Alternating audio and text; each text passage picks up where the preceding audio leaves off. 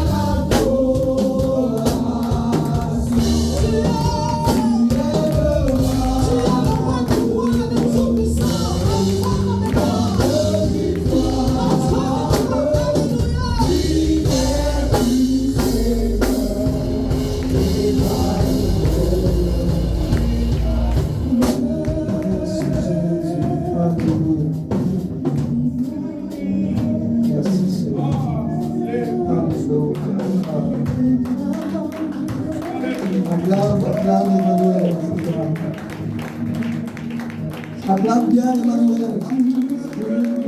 Acclame bien Emmanuel. Acclame bien Emmanuel. Acclame bien Emmanuel. Je dis acclame bien Emmanuel.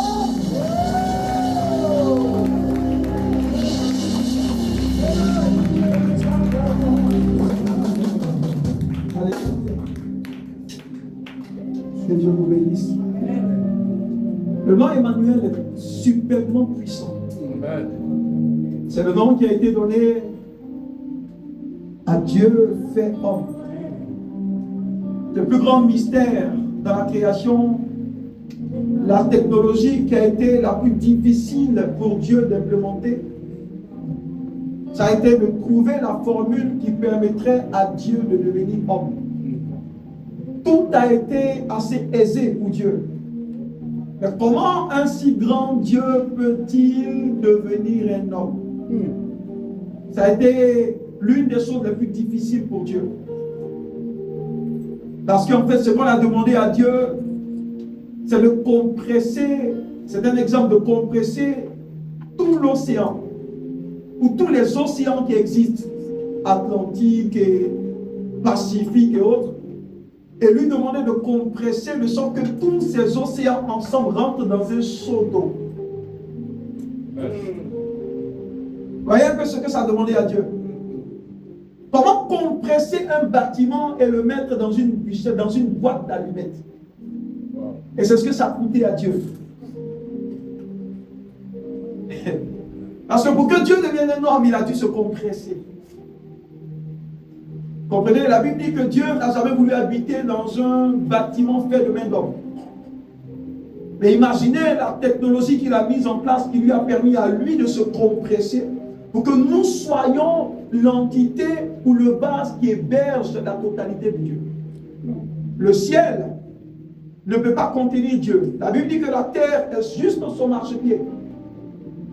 Mais l'homme est le vase qui transporte non pas une dimension de Dieu, mais la totalité de Dieu. Comment on peut comprendre ça? Le jour où je serai ce Dieu, je lui demanderai, mais à quelle formule? Parce que regardez l'homme. Le ciel ne peut pas le contenir. La terre non plus. Mais comment ce grand Dieu peut se retrouver en nous?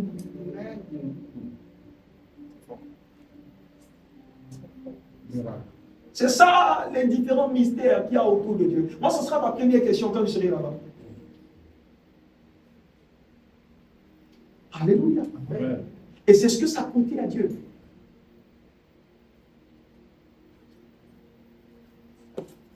Alléluia. Amen. C'est pourquoi nous avons une dimension supérieure à Emmanuel. Emmanuel était au milieu des siens et il leur a dit, il est avantageux pour toi que je m'en aille.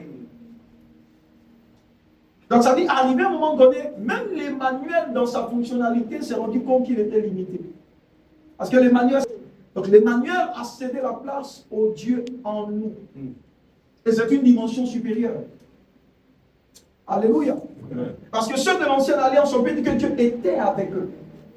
Parce que même le grand prophète Élie, Dieu n'habitait pas en lui. Dieu venait sur lui par moments, faisait ce qu'il avait à faire. Même le grand David n'avait pas Dieu en lui. Il avait Dieu qui venait sur lui par moments. Et nous, dans la nouvelle alliance, nous avons le Dieu dans sa totalité compressé en nous. Amen. C'est ce qui fait que notre dimension est supérieure à celle de l'ancienne alliance. C'est ce qui fait que la Bible déclare que de tous les prophètes, Jean-Baptiste était le plus grand. Alléluia. Amen. Cependant, la Bible déclare que le plus petit même de la nouvelle alliance est plus grand que Jean-Baptiste. Donc ça veut dire que nous sommes tous plus grands que tous ceux qu'on a connus dans l'ancienne alliance. Amen. Pas grand par la fonctionnalité, mais grand par la réalité que nous transportons. Nous avons Dieu en nous. Nous le transportons, nous convoyons Dieu. Et le plus important, c'est que Dieu se plaît à habiter en nous. Amen. C'est ça ton avantage. Est-ce que tu peux acclamer ce Dieu, s'il te plaît?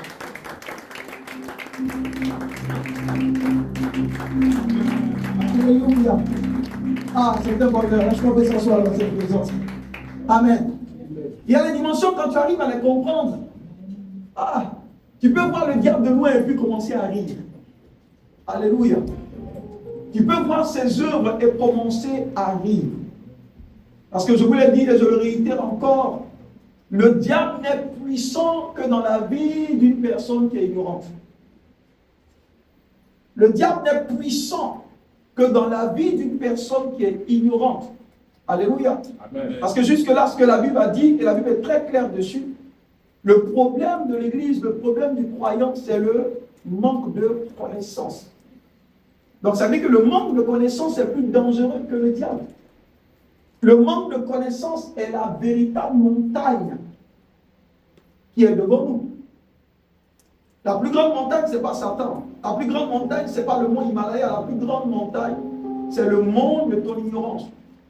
C'est pas à chaque fois que dans un domaine de ta vie, tu n'acceptes pas la lumière de Dieu, tu es fragile et vulnérable dans ce domaine-là. C'est pas dans le royaume, on ne fonctionne qu'à mesure que nous avons une connaissance beaucoup plus profonde des choses de Dieu. Alléluia. Ce que nous arrivons à atteindre dans la vie dépend de notre degré de connaissance de cette personnalité-là, qu'est Christ. C'est pour la Bible dit, vous connaîtrez la vérité. Et la connaissance de cette vérité vous donnera quoi? Vous donnera la liberté. La connaissance de cette vérité vous donnera des accès. Parce que le mot grec pour liberté, c'est accès. C'est-à-dire, à chaque fois que tu manques de connaissance dans un domaine, la porte est fermée dans ce domaine. Alléluia. On rentre, on gravit les échelons, on rentre dans les paliers dans ce royaume par notre degré de connaissance de notre Seigneur. Alors que la connaissance de Dieu est progressive. Jean 17, 3, il est dit quoi? Il est dit que, qu'est-ce qu'il a dit en Jean 17, 3? En Jean 17, 3, je voudrais qu'on me lise exactement. Amen. Ce qu'il a dit dans Jean 17, 3, exactement. Je ne vais pas vous les paraphraser, je veux juste qu'on me lise exactement. Amen. Dans la vie éternelle, c'est qu'ils te connaissent. Je veux qu'on me dise exactement ce qu'il a dit. Dans la vie éternelle, c'est qu'ils te connaissent. Toi, le seul vrai Dieu, et celui que tu as envoyé. Alléluia. Jean 17, 3 dit, Or la vie éternelle, c'est qu'ils te connaissent. C'est qu'ils te connaissent. Toi, le seul vrai Dieu. Et celui que tu as envoyé. Et celui que tu as envoyé. Amen. Jésus-Christ. Amen. Regardez ce que la Bible dit. La Bible parle de la vie éternelle. Parce que ce qu'on doit comprendre de la vie éternelle, c'est que la vie éternelle est une vie par palier. Parce que quand vous lisez les Écritures, vous allez vous rendre compte qu'il y a des dimensions où la Bible parle de la vie. Dans d'autres dimensions, elle parle de la vie en abondance. Quand vous lisez Jean 10, 10, il est dit que après que le diable est tué, est détruit, il est dit quoi? Que le Fils de l'homme vient pour faire, le Fils de Dieu vient pour apporter par la vie et la vie en abondance. La vie est la vie en abondance. Ça veut dire que la vie est différente de la vie en abondance.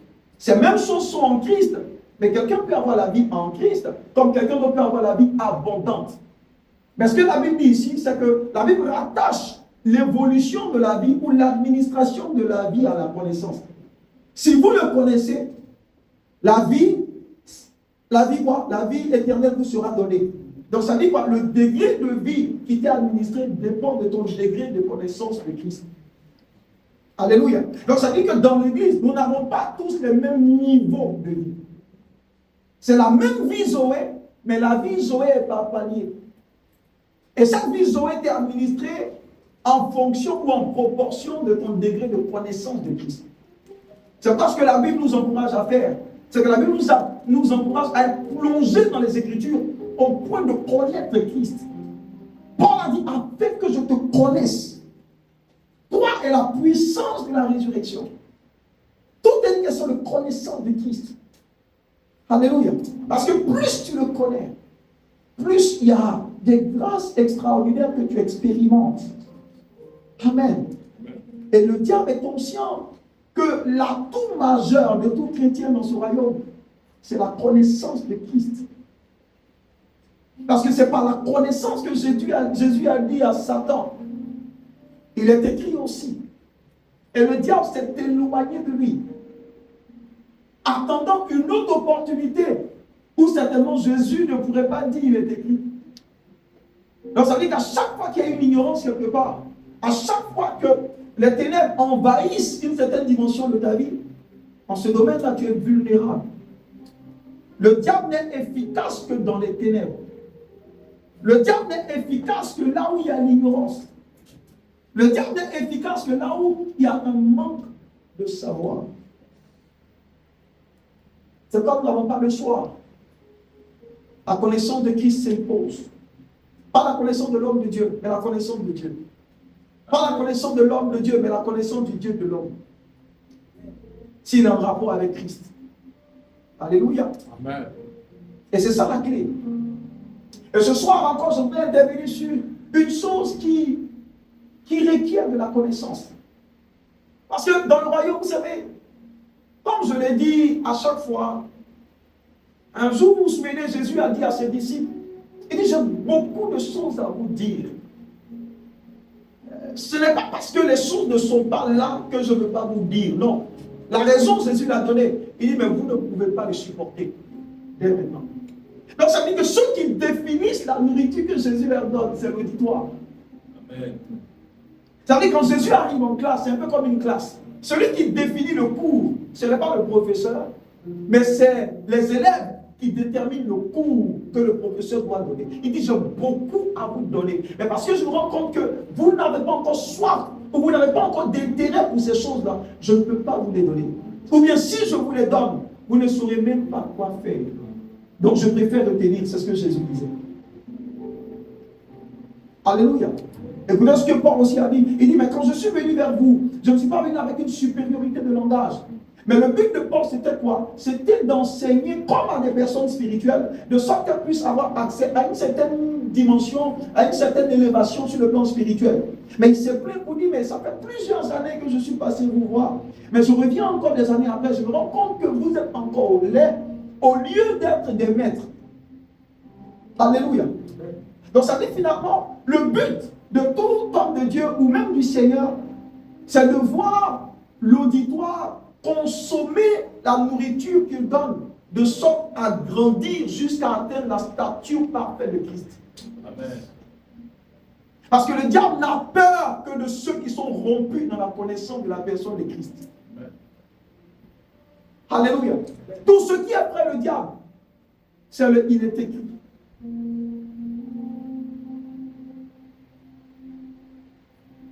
Donc là, vous vous rendez compte que ma connaissance ne vous aide pas. C'est votre connaissance personnelle. Donc ça fait du coup de la relation avec le Seigneur une relation personnelle.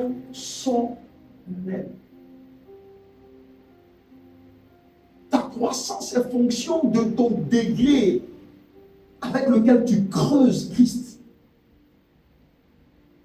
Et ça peut être une quête continuelle. Ça va être un voyage, une aventure continuelle.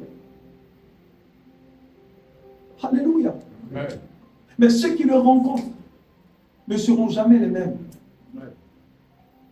Quand Paul a reçu la grâce de la part d'Ananias, il n'est même pas allé voir les pères de l'église. La Bible dit qu'il a lu ça. Il est allé en Arabie, en lune de miel, avec le Saint-Esprit. Quand il est revenu 17 ans après, ou 14 ans après, c'est là qu'il est devenu ce qu'il est. C'est-à-dire, ce qui change, ce n'est pas la rencontre avec l'homme. Ce qui change, c'est la rencontre avec Dieu.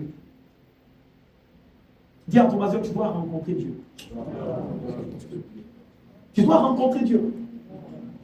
Et il n'y a que ta rencontre avec Dieu qui changera ta vie.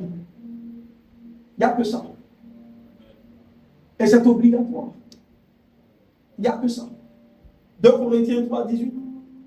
Il dit, puisque nous le contemplons à visage découvert, puisque nous contemplons la gloire de notre Seigneur à visage découvert, nous sommes transformés dans la même nature de gloire en gloire. C'est quand tu le contemples au quotidien. C'est quand tu le regardes au quotidien. C'est quand tu ministres au Seigneur au quotidien que ta vie se transforme et devient comme ce que tu as vu. Alléluia. Amen. On devient un peu comme un caméléon ici. À force de le regarder, tu commences à prendre la couleur de ce que tu regardes. Alléluia. Amen. Et le diable est conscient de toutes ces choses. Je voudrais en juste quelques minutes, pour compris, enseigner sur comment finir avec les cycles sataniques et démoniaques. Je voudrais juste te donner une clé, parce que je veux qu'on finisse à 20h30, et nous allons l'appliquer à la maison.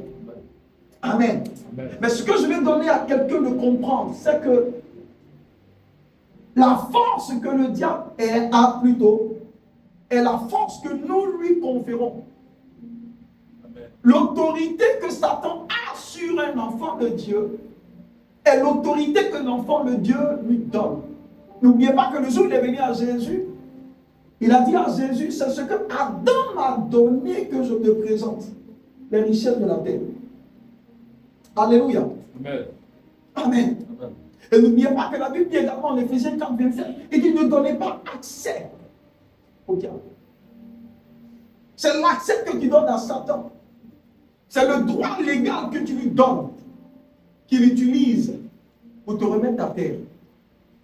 C'est l'autorisation que tu lui donnes, qu'il utilise pour te bloquer. Sinon, le diable n'a aucune autorité sur un croyant.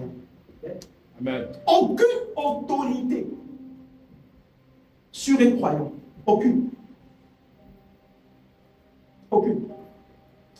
C'est pourquoi Jésus a dit à ses disciples, lorsqu'ils ont fini de chasser les démons qui revenaient, il leur a dit, non, ne vous réjouissez pas de ce que les démons vous soient soumis. Alléluia. Mais avant de le dire, Jésus a dit quoi? Il dit, je voyais Satan tomber du ciel comme un éclair. En réalité, Satan n'a aucune autorité sur la nouvelle création. L'autorité du diable n'est que sur le vieil homme. Je veux poser les standards pour que chacun d'entre nous puisse comprendre.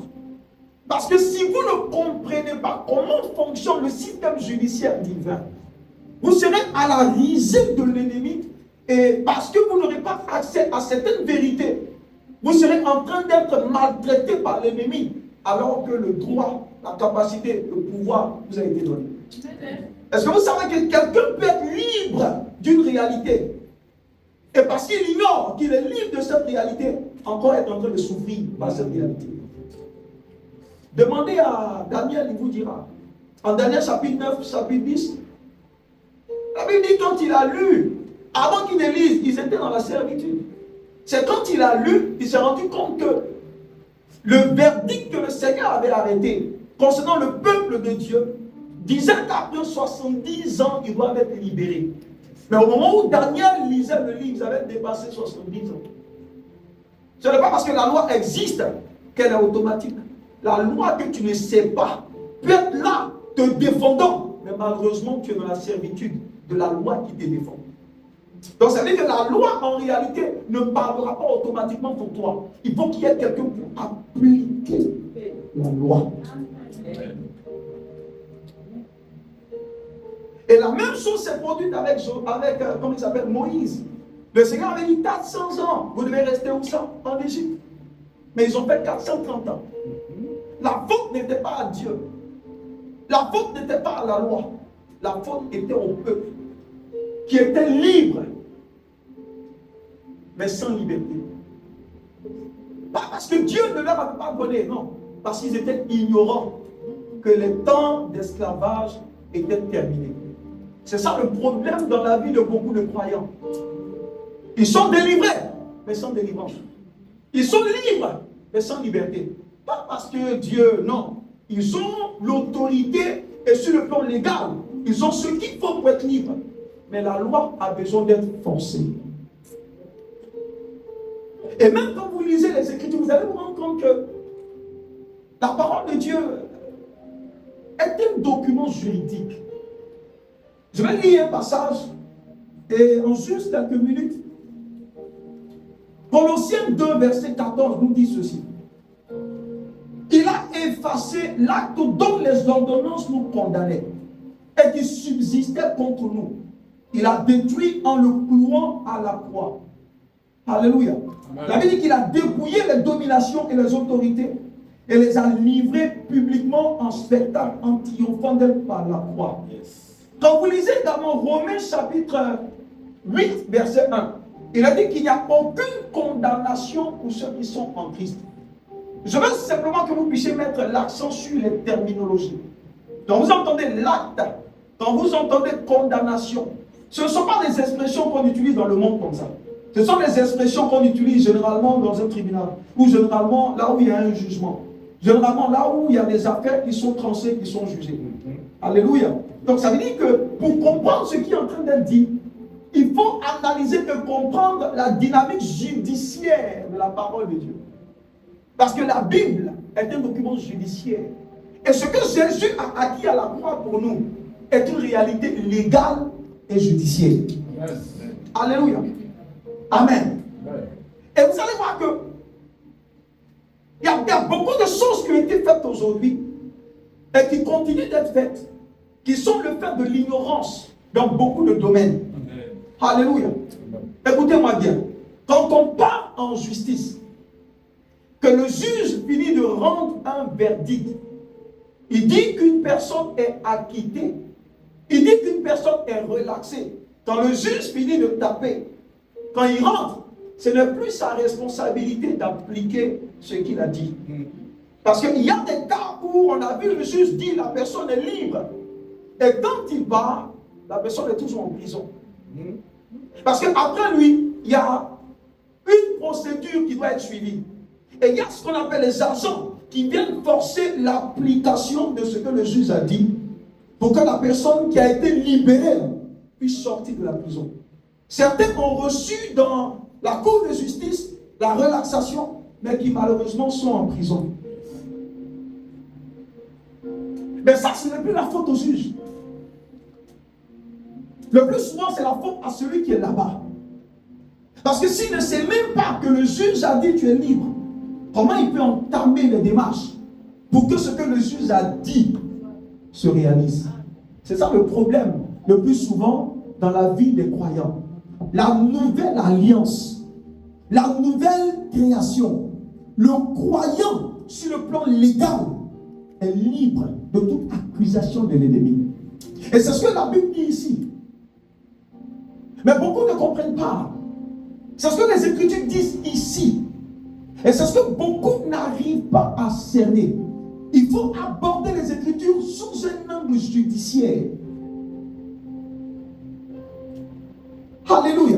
Amen. Ce qui s'est passé à la croix, regardez. Quand vous lisez, il est dit dans le livre de Romains, même dans le livre de Colossiens, que c'est lorsqu'il a été enseveli, nous avons été ensevelis avec lui. Lorsqu'il a été cloué à la croix, nous avons été cloués aussi avec lui à la croix. C'est comme si nous sommes ce stylo-là, qu'on met dans le cahier, et partout où ce cahier passe, le stylo passe aussi. Donc quand Jésus a été mis à la croix, c'est ce que l'expression qui a été employée dit. Quand Jésus a été mis à la croix, nous étions en lui. Donc si Jésus a été cloué, c'est nous qui avons été cloués aussi avec lui. Quand Jésus a été mort, nous sommes morts aussi avec lui. Quand Jésus est ressuscité, nous sommes aussi ressuscités avec lui. Et c'est l'expression juridique qui explique ça. Et parfois le diable le sait. Mais comme les chrétiens ignorent cette dimension légale des Écritures, ils peuvent même se retrouver en train de discuter avec le diable alors qu'ils ont une certaine autorité qui leur donne le pouvoir de dire au diable, non, c'est fini. l'acte dont les ordonnances nous condamnaient a été oublié. Vous savez, le diable ne partira jamais facilement. Alléluia. C'est quoi dans l'aspect de la délivrance? Il y a un aspect judiciaire d'abord. C'est pas, vous savez, à la cour de justice, on n'envoie pas de l'argent d'abord. Si tu déposes l'argent à la cour de justice, c'est une corruption déjà. C'est pas pour c'est dangereux. Donc ça veut dire que tout ce que nous avons dans la nouvelle alliance, nous ne l'avons pas parce que nous apportons des choses. Nous l'avons grâce au sacrifice de Christ à la croix.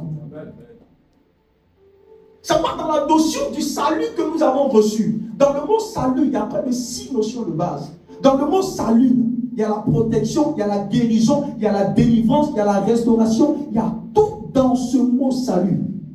Et c'est la croix qui a sponsorisé ça.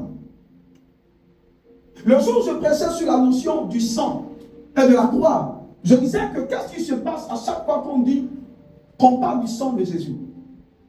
Parce que n'oubliez pas, la Bible dit que le sang d'Abel parle, mais le sang de Jésus parle plus que le sang d'Abel.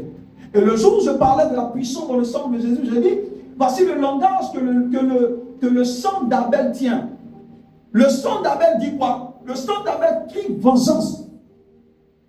Parce que le jour où en Genèse chapitre 4, Dieu parlait à Caïn concernant le langage ou le message que le sang d'Abel criait, le Seigneur a dit, voici le sang de ton frère est en train de crier vengeance contre toi. Mais qu'est-ce qu'il a dit dans le livre d'Hébreux concernant le sang de Jésus? Le sang de Jésus, à contrario, crie, Seigneur, libère-les. Seigneur, qu'ils soient relaxés. Donc si le sang d'Abel crie vengeance, le sang de Jésus dit, Seigneur, je ne crie pas vengeance. Je ne crie pas venge-moi. Mais je prie seulement que tu libères ceux qui étaient coupables. C'est ce qui, écoutez, à chaque fois que nous proclamons le sang de Jésus, d'une scène, nous quittons la scène et Jésus prend la place. Amen. Alléluia. Écoutez, il y a des choses que le diable ne voudrait pas que les chrétiens entendent. Il y a des choses qu'il ne veut pas que les gens comprennent. La Bible est un document judiciaire. Alléluia. C'est un document judiciaire. Amen. Un jour, je faisais une délivrance, mais je reviens encore dessus, où on avait affaire à un esprit de franc-maçonnerie. La personne, c'était une dame et elle était en train de gesticuler et l'esprit disait non. Ils ont versé du sang pour sa vie, alors on ne peut pas la laisser. Mais regardez ce que j'ai fait. C'est juste le sang de Jésus que j'ai mis en opposition au sacrifice qu'ils ont fait pour elle. Juste le sang de Jésus. J'ai dit, c'est vrai que les sacrifices ont été faits. C'est vrai que ses parents ont sacrifié. Elle ne fera plus un autre sacrifice. Pourquoi? Parce que le sacrifice du sang de Jésus et le sacrifice de la mort de Christ à la croix vient pour cet autel qui anéantit cet autel démoniaque qui la réclame. Alléluia. Et c'est ce que j'ai dit, et puis l'esprit est parti. Parce que l'esprit connaît la légalité des choses. L'esprit comprend l'aspect légal des choses. C'est pourquoi tu dois comprendre la puissance de la croix. Tu dois savoir ce qui s'est passé à la croix. C'est pourquoi tu dois comprendre ce que le sang de Jésus te donne. C'est pourquoi tu dois comprendre ce que le sacrifice de Jésus a acquis pour toi. Parce que après tout ce que nous faisons dans l'église, comme action de grâce, comme dîme, comme offrande, comme même ce que tu appelles sacrifice, ce sont des actes de foi. Ce ne sont pas des actes pour monnayer quelque chose. Non. Tout ce que nous avons de Dieu a été sécurisé à la croix. Et c'est le sacrifice de Jésus à la croix qui nous a donné tout ce que nous avons. On n'apporte pas quelque chose pour avoir la bénédiction. Amen. La bénédiction a été sécurisée à la croix par ce qu'on appelle la grâce. La Bible dit, approchez-vous du trône de la grâce avec assurance. Pourquoi? Pour espérer être secouru pendant des temps de besoin. Tout ce que nous faisons consiste à faire quoi? À manifester ce qu'on appelle des actes de foi. Tu n'as pas goûté la bâtie pour une délivrance. Le Golgotha sponsorise. Ça parce que je ne fais jamais de délivrance ici avec hôtel. Il faut qu'on comprenne juste ce que Christ a acquis à la croix de Golgotha. C'est par le savoir, c'est par la connaissance de l'acte de rédemption de Christ à la croix que tu peux regarder l'ennemi et lui dire non, le verdict a été sécurisé. Et le juge a dit quoi? Je suis libre, je suis relaxé. Maintenant tu pars chercher ta liberté. Parce que si le Seigneur dit au peuple, il dit après 70 ans vous êtes libre. Mais après 70 ans, personne ne s'est levé pour aller vers Dieu. Quand vous lisez Daniel chapitre 9, vous allez voir que quand Daniel a lu le document qui s'est rendu compte que la disposition disait 70 ans après, il a commencé à faire quoi? À se tourner dans la prière. Vous pouvez lire, papa, tu peux lire Daniel chapitre 9, verset quoi? La Bible dit que Daniel s'est retourné vers Dieu dans la prière et dans le jeûne. Pour dire au Seigneur, tu as dit. Pour dire au Seigneur, tu as dit. Ah, je ne sais pas comment on comprend ça. Il dit, tu as dit. Daniel 9, 3, je crois, ou 2. Alléluia, ou 4, je ne sais pas. Il a dit que Daniel s'est retourné vers Dieu dans la prière. Et pendant que je parle de ça, je veux que chacun d'entre nous comprenne. Parce que dans certaines familles, il y a des réalités qui subsistent là depuis longtemps. Alléluia. Je vais vous dire quelque chose pour que ce soit très clair.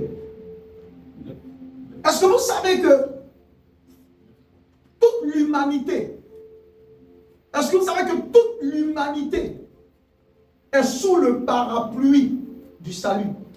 Ça veut dire quoi? Je ne dis pas que toute l'humanité est sauvée. Mais je dis que toute la puissance du salut de l'humanité est disponible. Amen. Parce que Christ a déjà acquis tout ce qu'il faut en termes de provision pour sauver toute l'humanité. Cependant, ce n'est pas toute l'humanité qui sera sauvée. Celui qui sera sauvé, c'est celui qui dira oui au Seigneur.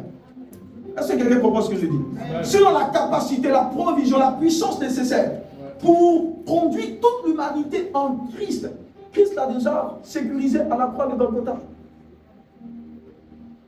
Je vais encore plus loin. Est-ce que vous savez que la puissance pour la guérison est déjà là?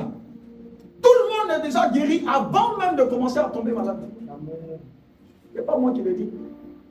Alléluia. Il est dit dans l'ancienne alliance que vous servirez l'Éternel et l'Éternel guérira vos os. Quand vous arrivez dans la nouvelle alliance, vous allez voir avec, je crois, je ne sais pas si c'est Paul ou Pierre, qui dit, mais par tes meurtrissures, nous sommes guéris. Quand vous prenez Pierre en porte, il dit, par tes meurtrissures, nous avons été guéris. Donc ça veut dire qu'avant que chacun ne commence à tomber malade, la provision pour la guérison est déjà là. Mais ceux qui l'expérimentent sont ceux qui payent le prix pour entrer là. Amen. Alléluia. Donc ça veut dire quoi? Que la capacité de la délivrance est déjà là, avant même qu'une personne ne soit attaquée. Parce que tout est déjà dans la notion qu'on appelle la grâce.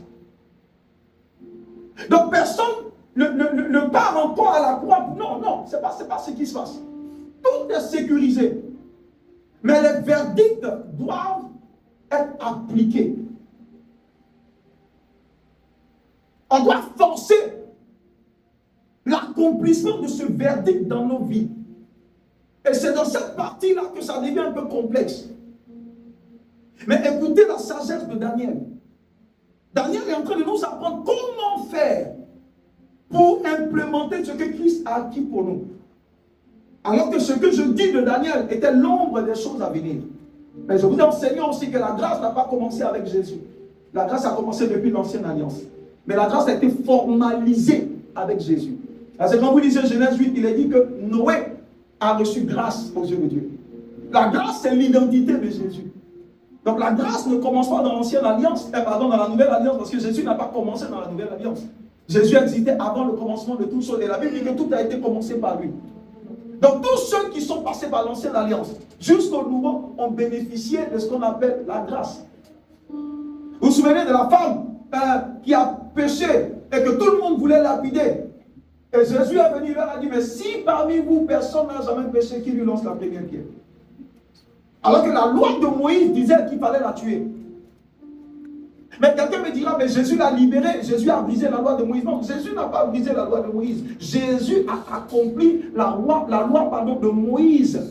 Jésus a anticipé sur la grâce qui devait être rendue formelle dans la nouvelle alliance. Donc Jésus a pris sa faute à crédit. Et quand il est allé à la croix, la justification a été rendue ouverte. Alléluia. Donc finalement, tout dépend de la compréhension que tu as de l'acte expiatoire de Jésus à la croix. Mais beaucoup de chrétiens ne savent même pas ce que le sang a acquis pour eux. C'est pas parfois quand tu arrives dans certains endroits, on te dit, bon, c'est le beurre de karité, il faut acheter à 500 000 pour te frotter avec le flag délivré. Et puis tu payes le beurre de karité parce que tu es ignorant tout simplement de l'acte de Jésus à la croix. Les esprits ne se nourrissent pas du beurre de karité. Donc ces esprits sont arrêtés parce que Jésus a acquis un acte, quelque chose à la croix pour nous, pour que tu sois libéré. Mais aujourd'hui, pour les délivrer, il y a tellement de choses que les hommes font aujourd'hui. Parfois, tu travailles pour la délivrance, prends du sel et à partir de minuit, va te laver du côté gauche pour avoir la délivrance. Non, c'est l'ignorance des gens qui les conduisent dans ça. On te dit parfois pour avoir la délivrance, il faut payer peut-être 200 000, 300 000, 400 000, 500 000. Ça c'est pas la parole de Dieu. Ça, c'est un évangile, mais ce n'est pas l'évangile de Jésus-Christ. Parce que nulle part dans la nouvelle alliance, on a vu quelqu'un avoir sa délivrance ainsi. Mais le peuple est ignorant, tout simplement. Le peuple de Dieu aujourd'hui connaît le nom de tous les démons, mais personne ne connaît le nom d'un ange. Il y a un problème. Ça veut dire qu'on ne sait même pas ce que Jésus a sécurisé pour nous à la croix, mais comment on peut être victorieux. Il y a un cantique qu'on a chanté tout à l'heure qui dit notre victoire c'est Jésus. Et c'est vrai, notre victoire c'est Jésus, mais est-ce que tu le sais? Alors ça c'est bon de le chanter, mais est-ce que tu le sais? Ce que tu ne sais pas, tu ne peux pas l'expérimenter.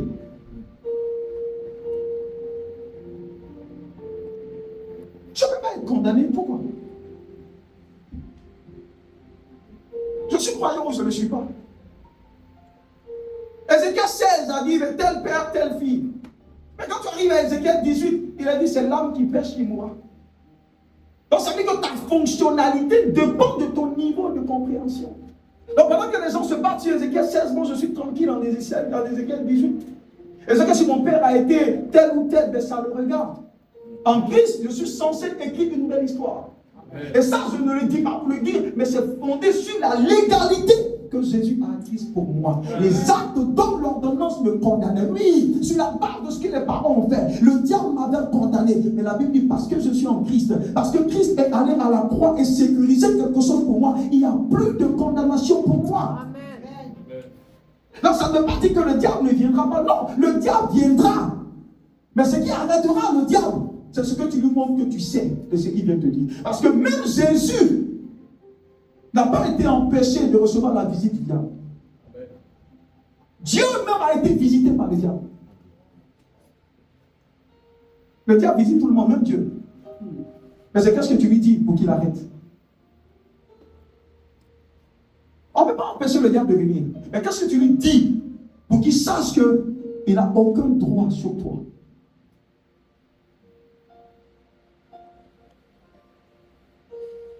Il est écrit. Combien de il est écrit, tu sais?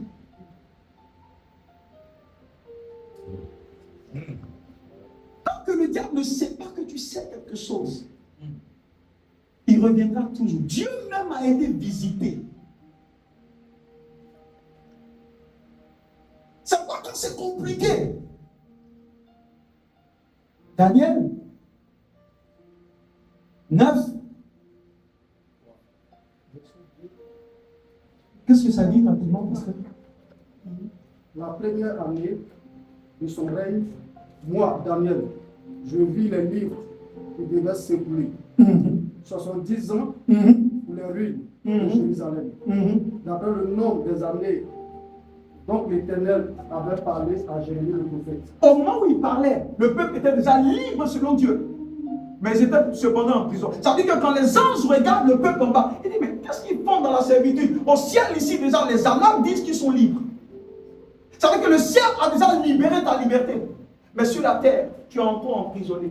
Parce que tu n'as pas eu le temps, en temps réel, d'avoir accès aux infos de l'éternité. Donc ça veut dire que ton information a besoin d'être actualisée.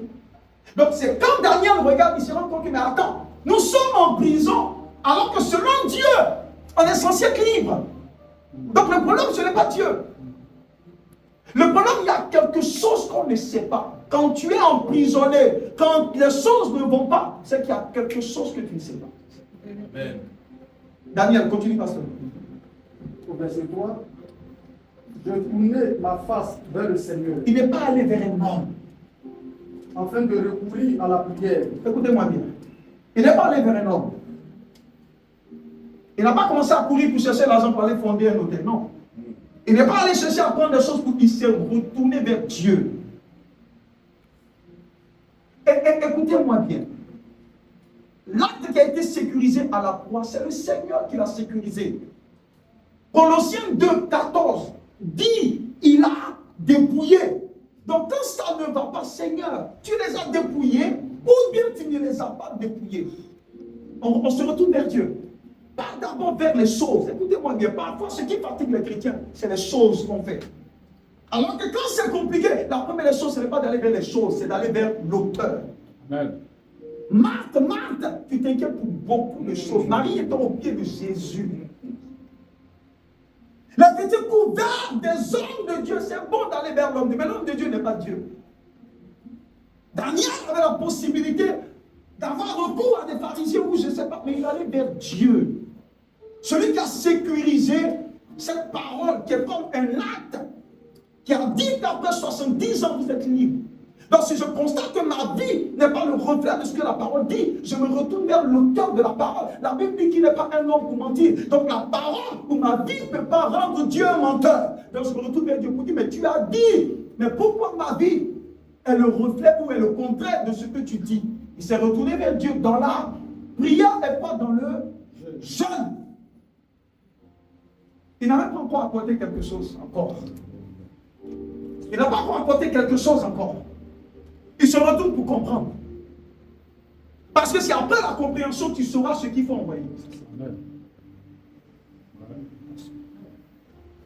C'est retourner vers Dieu pour comprendre. Pourquoi? Et quand vous lisez tout, nulle part il a été mis qu'il a bâti quelque chose. Ah, c'est dans l'ancienne alliance même. Il s'est retourné vers Dieu. Un jour, vous vous souvenez que je vous ai dit que pour que ta vie change, tu ne te bats pas contre un démon. Pour que ta vie change, tu te bats contre Dieu. Quelqu'un se souvient? Pour que le nom de Jacob change, il s'est battu non pas contre un démon, mais contre l'ange de Dieu. Et Daniel vient nous expliquer encore que quand c'est compliqué, il faut se battre contre Dieu.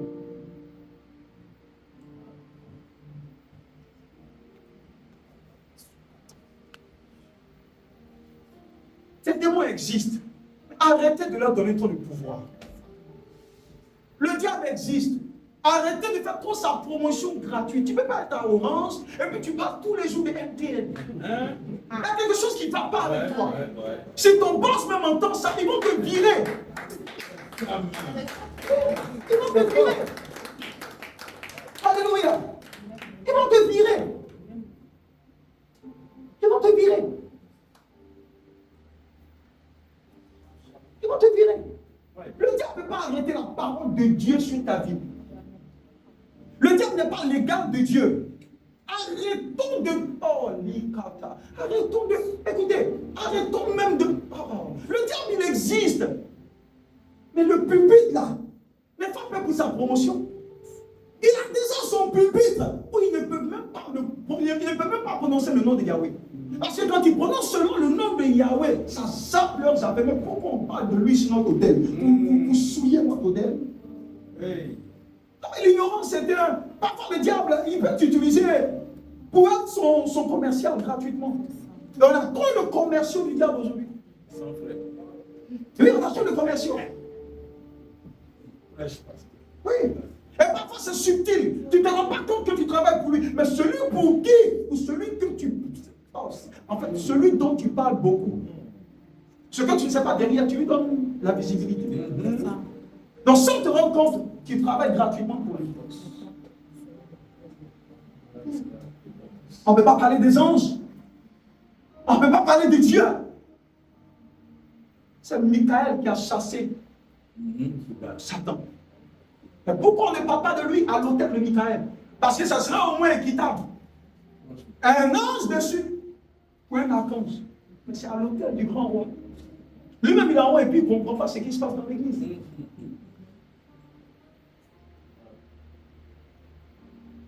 Le diable est fait pour être chassé. Ses œuvres sont faites pour être détruites. Tu ne le touches que quand il est un obstacle. Sauf si tu es en train de marcher. Tu es en train de marcher, tu avances. Tant que l'œuvre de Dieu avance dans ta vie, d'accord. Mais s'il se met devant, tu le chasses. Parce que le diable ne peut pas finir. Tant que la terre ne finit pas, il finira pas. Donc pourquoi donner de l'intérêt à quelqu'un? Le diable, pour finir, devient quoi? Devient un objet de perte de temps pour l'église. Parce que nous faisons comme si l'église existe pour lui. L'église n'existe pas pour le diable. Mais ça demande la compréhension. Ça demande de la hauteur.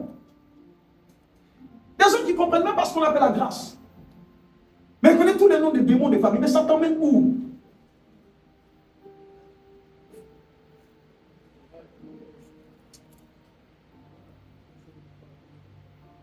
Je suis focalisé. La dernière fois que j'ai combattu avec le diable, je me comprends, mais je ne sais même plus. Je ne combats pas avec lui. Je ne combats pas avec lui. Parce que la sphère dans laquelle je suis, il ne peut pas rentrer dedans.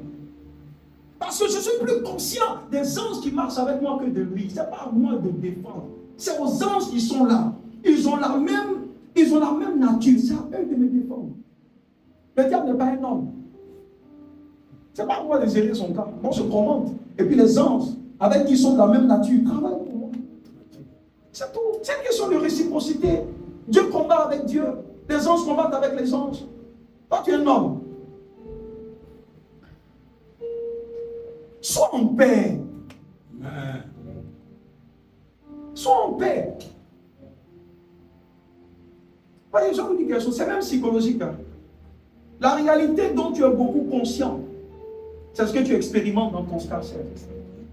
La réalité dont tu es beaucoup conscient, c'est ce que tu vis dans ton quotidien. Parce que la pensée a la capacité d'attirer à toi. Mais des gens qui n'ont jamais... Toi, tu n'as jamais rêvé sur un ange. Tu rêves seulement sur les démons du village. C'est un problème. Voyez un peu. C'est un problème, non? Alors que tu devais être de Dieu, non? Oui, tu es de Dieu. Mais tu vas toujours voir les anges. Mais tu n'as jamais vu des anges. Tu vois toujours les hommes du village. Il y a un problème. Nos pensées ont la puissance de fabriquer des films. Hein. Vous voyez souvent que les gens dans le monde, les gens de l'autre côté, ils écrivent des livres qu'ils appellent la pensée positive. Ils sont conscients que ce à quoi tu penses, ça arrive. Donc quand tu es là, puis tu penses toujours au village, c'est ce qui t'arrive. Est-ce que tu vois, c'est ce que tu fais, tu vas toujours l'attentif. Mais en fait, allez juste lire les Écritures en actes. Allez lire l'histoire de l'Église. La chrétienté qu'on vit aujourd'hui, ça n'existait pas là-bas. Mais cependant, on n'a aucune puissance aujourd'hui. Malgré ce qu'eux ils faisaient, nous aujourd'hui, regardez tout ce qu'on pense avoir, mais il n'y a rien dedans. Plus les gens se battent, plus leur situation se complique. Parce qu'il y a quelque chose qui manque. La connaissance.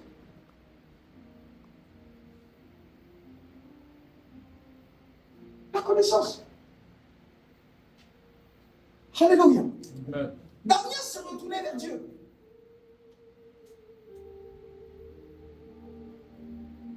Et Daniel a combattu avec Dieu. Il a parlé à Dieu.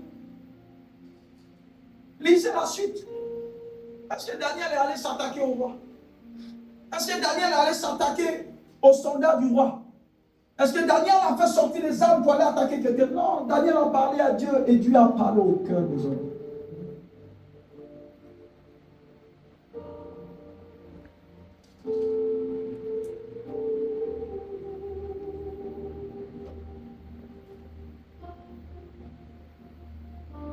Il y a une grosse ignorance dans notre génération, une grosse ignorance. Même quand vous lisez en Apocalypse 19, il a parlé du Seigneur. On dit, lorsqu'il y avait une situation, le Seigneur est d'abord allé vers Dieu, avant de venir parler au diable. En fait, écoutez-moi bien, le rôle de l'enfant de Dieu, c'est de décréter, même pas se battre. Parfois, j'ai peur d'avancer dans certaines choses, parce que je ne sais pas si ça va pas créer le choc pour l'heure. Parce que ce que je n'ai pas pris du temps pour enseigner, j'ai du mal à avancer. Ce n'est pas à nous de combattre. Tu ne peux pas combattre.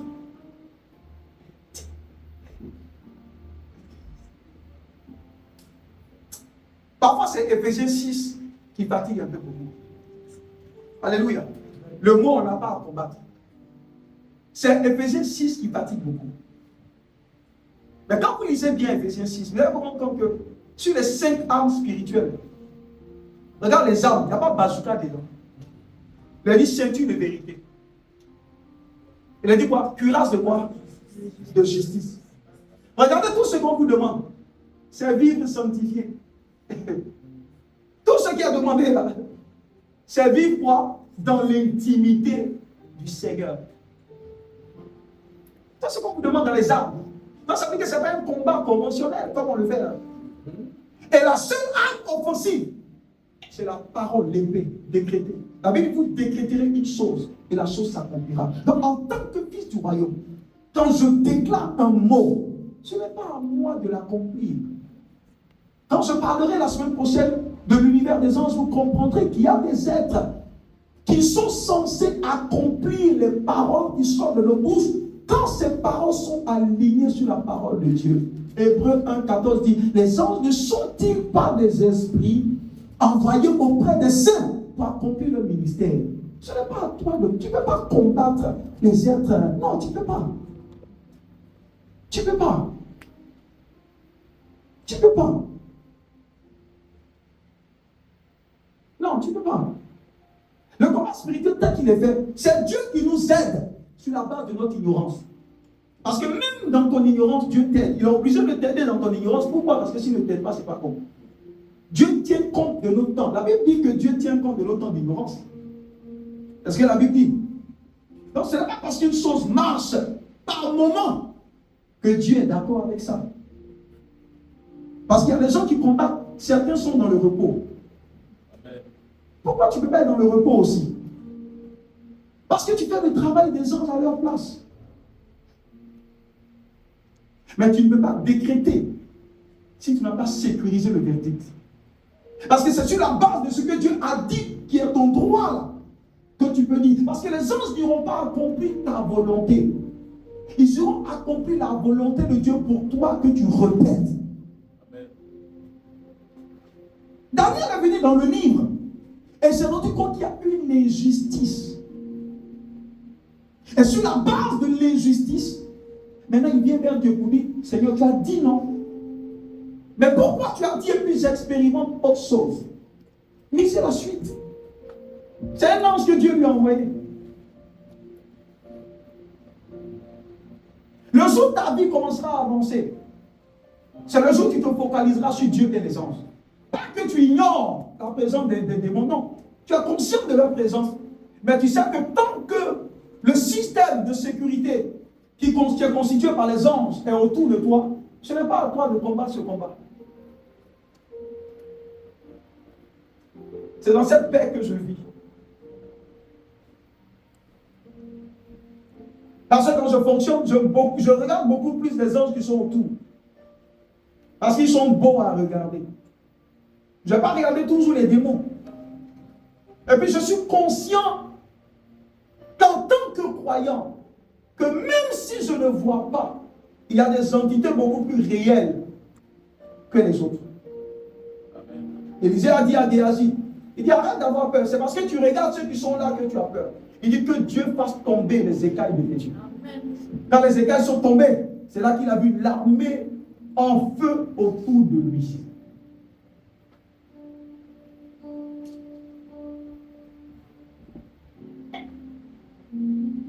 Alléluia. Là, dans les ordonnances nous condamnaient, Jésus l'a cloué, Jésus l'a déchiré. Je ne peux plus l'accepter. Même si dans la famille, on dit il y a tant, il y a tant, il y a tant. Non. Ah, ils sont concernés, mais moi, je ne le suis pas. Parce que moi, j'ai changé de dimension. Maintenant, ça ne me donne pas automatiquement de profiter de ce que la parole de Dieu dit. Je viens chercher à faire quoi? À appliquer le verdict. Et c'est là où le Seigneur demande de moi maintenant la sacrificature. La prière. C'est là où Daniel est rentré dans la prière et dans le jeûne. Je vous ai dit que votre vie ne changera pas tant que vous ne décidez pas d'avoir une vie de prière. Pas de prier, mais d'avoir une vie de prière. C'est-à-dire que la routine de votre vie soit la prière. Parce qu'il n'y a que par la prière seule qu'on arrive à forcer l'accomplissement de ce que Dieu a décidé pour nous. Amen. Le Seigneur nous l'a dit. Il dit, vous êtes un royaume de prêtres. Il nous a dit, ce par quoi, écoutez, la Bible n'a pas de disposition pour les chrétiens. La seule disposition qui est mise dans les Écritures, c'est pour les citoyens du royaume. Il dit, vous êtes un royaume de prêtres. Ça veut dire quoi? Nous avons une dimension royale par le Seigneur Jésus. Mais cette dimension ne sera soutenue que par la sacrificature que nous pratiquons au quotidien. Et qu'est-ce qui consiste en l'activité du sacrificateur? Non, c'est la prière. La prière, le jeûne. Et puis quand l'Esprit te met à cœur, tu poses des sacrifices. Mais selon que l'Esprit te le met à cœur. Mais l'activité principale d'un sacrificateur, c'est la prière et le jeûne.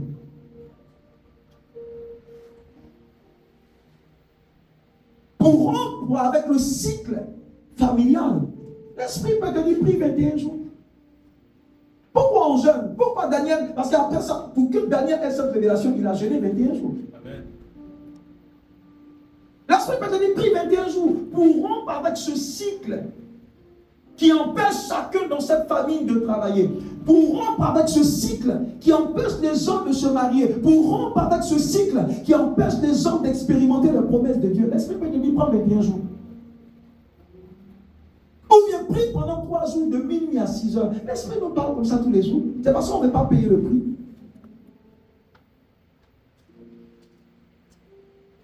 Parce que pour forcer l'accomplissement de ce que Dieu a dit, ça demande une pratique de la sacrificature.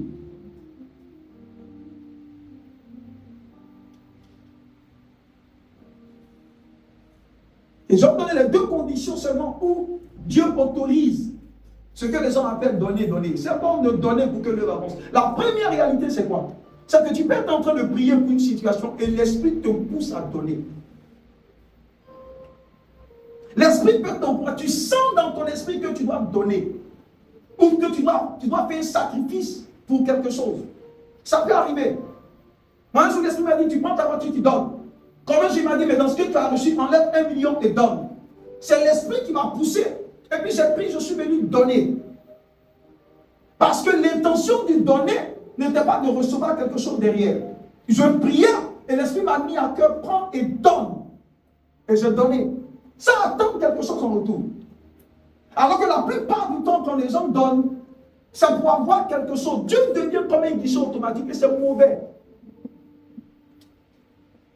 Chaque fois le prier, l'Esprit dit enlève et donne. Parfois, tu ne sais même pas pourquoi tu donnes, mais tu sens que tu dois donner. Et tu enlèves, tu donnes. Et la deuxième réalité, selon laquelle il faut donner, c'est que tu donnes pour que l'œuvre de Dieu avance. Tu donnes pour construire l'œuvre de Dieu.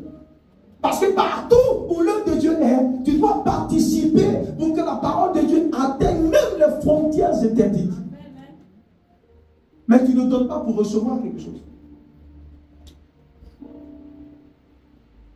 Quand Salomon a donné, ce n'était pas pour recevoir quelque chose. Lisons les Écritures. C'est Dieu qui est descendu et qui lui a dit, bon, ce que tu as donné là, ça m'a tellement touché que je te demande, qu'est-ce que tu veux? C'est Dieu qui lui a posé la question. On lit la même Bible. Et même dans ce qu'il a demandé, il n'a pas demandé l'argent, il a demandé la sagesse. Dieu lui dit, en plus de la sagesse, je te donne quoi? La richesse. Quand Abraham prenait son fils pour aller, ce que la plupart de ceux qui ne vont pas à l'hôtel, quand Abraham prenait, lisez, Abraham dit un sacrifice d'adoration. Ce n'est pas pour que Dieu le délivre. Ce n'est pas pour que Dieu lui donne quelque chose, non. Il n'a même pas bâti l'hôtel, il avait un problème d'enfant. Il aurait dû prendre l'enfant pour dire, Seigneur, je viens te donner cet enfant pour que tu me donnes un enfant. Ou je viens te donner tant pour que tu me donnes un enfant. Il a dit, mon fils et moi, nous irons adorer Dieu. Ce n'était pas pour avoir une délivrance. Il faut qu'on soit clair, les Écritures sont claires. Il ne faut pas qu'on utilise la théologie qu'on a fabriquée pour justifier notre idéologie, c'est mauvais. Même quand vous prenez le cas de Corneille, la Bible dit que Corneille a été quelqu'un qui a été tellement fidèle avec Dieu. D'abord, il craignait Dieu, il était pieux. Et la Bible dit qu'il offrait quoi? De l'aumône aux pauvres. Corneille n'avait pas donné pour qu'un ange le visite. Corneille a donné comme un acte de foi. Il sait que Dieu aime qu'on fasse le bien autour. Donc il fait le bien pour honorer Dieu. Il fait le bien pour montrer à Dieu qu'il est né de Dieu. Parce que celui qui est né de Dieu pratique les choses de Dieu. Et c'est sa constance qui a poussé Dieu à envoyer Pierre. Et Pierre lui a dit, mais Dieu a vu tes aumônes. Il n'a pas demandé quelque chose. Mais les chrétiens d'aujourd'hui, non, il faut donner, tu vas avoir quelque chose. Il faut donner, tu vas avoir quelque chose. Non, c'est l'évangile d'aujourd'hui. Et c'est un évangile, mais ce n'est pas l'évangile de Jésus-Christ. C'est pas plus, les gens donnent plus, ils ne voient rien. Parce que Christ n'accompagne pas ce qui n'a pas autorisé. La délivrance, c'est ton droit. La Bible dit en Marc 7 que c'est le paix des enfants. C'est le paix des enfants. Ça veut dire, en tant que croyant, tu as droit à la délivrance. Si ça ne vient pas, tu dois juste te forcer par la prière, par le jeûne, et être à l'écoute de l'esprit qui pourra venir pour ta situation familiale, qui est différente de la situation de ton frère. Peut-être qu'à ton frère, il a été dit, mais prends telle action, va faire ici. Peut-être que pour toi, le Seigneur te dira, va donner telle ou telle chose à une dame qui est assise ici, derrière cette maison. Parce que même dans tous les cas, ce ne sera pas forcément à l'église. Peut-être que le Seigneur te dira. Corneille n'a pas donné à l'église. Corneille a donné au monde. C'est aux pauvres qu'il a donné.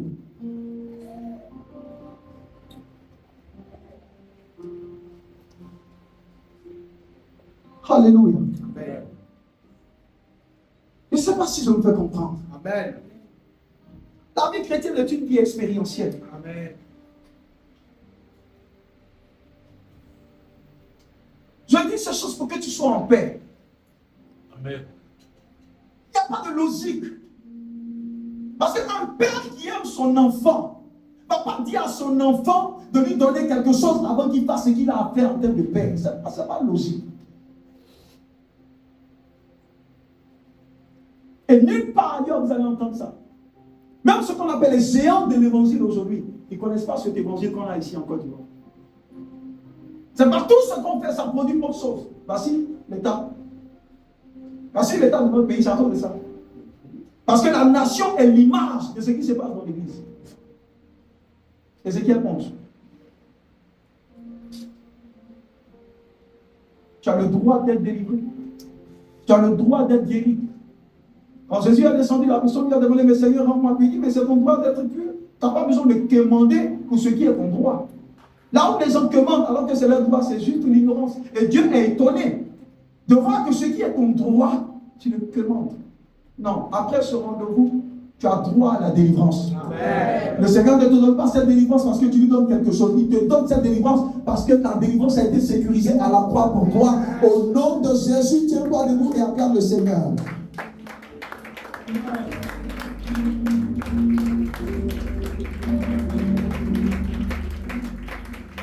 Alléluia.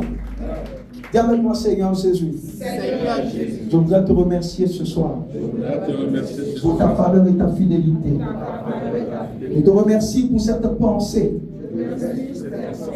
Que cela soit gravé dans mon cœur, Seigneur. Donne-moi de comprendre qui je suis en toi,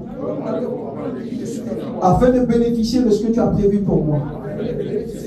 Je te rends toute la gloire au nom de Jésus-Christ. Alléluia.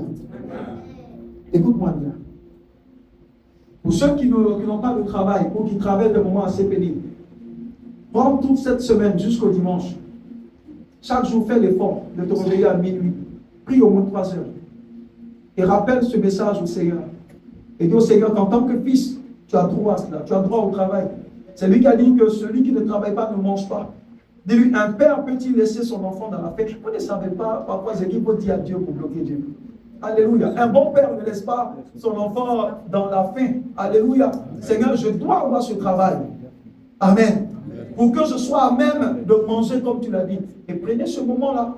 Vous allez voir, jusqu'au dimanche, vous viendrez me donner la réponse. Dieu est expérimental. Amen. Dieu est réel. Et Dieu est puissant. Alléluia. Amen. Appuyez-vous sur ce que vous savez. Et vous verrez que le Seigneur n'attend que ça. Pour glorifier son nom dans votre vie. Amen. Alléluia. Acclame le Seigneur à cause du temps. Amen. Certainement, prochainement, nous allons prier, mais à cause du temps, je préfère m'arrêter là. Amen. Que Dieu vous bénisse.